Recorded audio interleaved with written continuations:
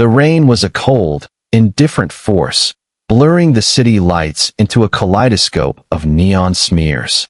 Inside the quiet corner diner, Arthur watched the world through the fogged glass. He was a man of silver hair and steady hands, a retired captain who had traded his badge for a barista's apron. He had spent 30 years reading people in the darkest moments of their lives, and those instincts didn't just disappear with a retirement party. His gaze settled on a booth in the far corner. Sarah, a young artist with eyes that used to be full of color, sat there. She had become a regular over the last month, but the vibrant woman who once sketched the patrons had been replaced by a shadow. Opposite her sat Marcus. He was polished, wearing a suit that cost more than Arthur's car, but to Arthur, he looked like a structural defect, something that looked fine on the surface but was rotting underneath. Arthur noticed the small things, the way Marcus's hand hovered over Sarah's phone, the way he corrected her posture with a sharp whisper, and the way Sarah's hand trembled whenever she reached for her coffee. Tonight, the sleeve of her sweater shifted, revealing a dark, jagged bruise on her wrist. The detective in Arthur didn't just wake up, it stood up. He knew that if she left tonight, the window of opportunity might close forever.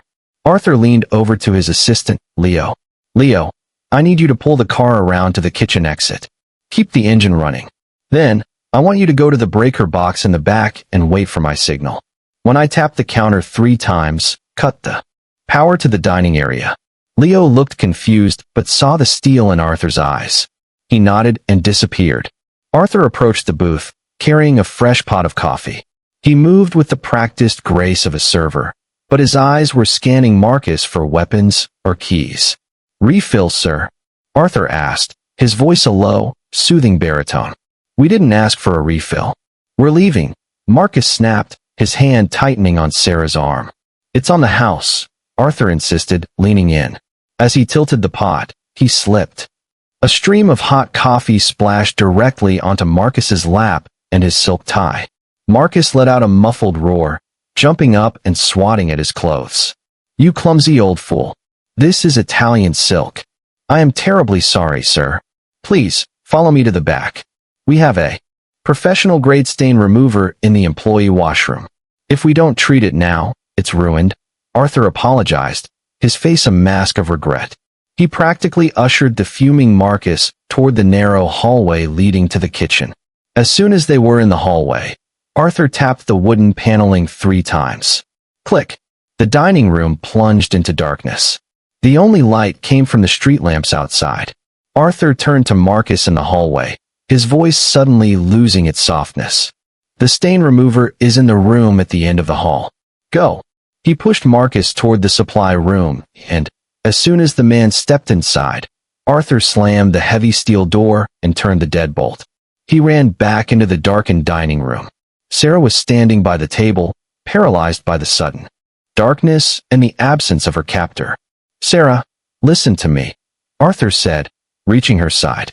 "My daughter is in the car out back. She's an attorney, and she's waiting for you. You are going to take your things and run. Do not look back. Do not go home." "He'll kill me, Arthur," she whispered, her voice a fragile thread. "He won't even see you leave," Arthur promised. "The law is on your side tonight, and I am the witness. Go." He guided her through the kitchen. The cool night air hit them as he opened the back door. Leo was there, the car idling. Sarah looked at Arthur one last time, a look of pure, raw gratitude, and then she was gone, the car disappearing into the rainy night. Arthur walked back into the diner. He signaled Leo to turn the power back on. Then, he walked to the supply room door. The shouting from inside was muffled but furious. Arthur didn't open it. He pulled out his phone and dialed a familiar number at the local precinct. "Hey, it's Arthur. I've got a leak at the diner." "Yeah, a big one. I need a squad car at the back entrance. I've got a man here who needs to answer some questions about a domestic assault." By the time the police arrived, the diner was quiet again.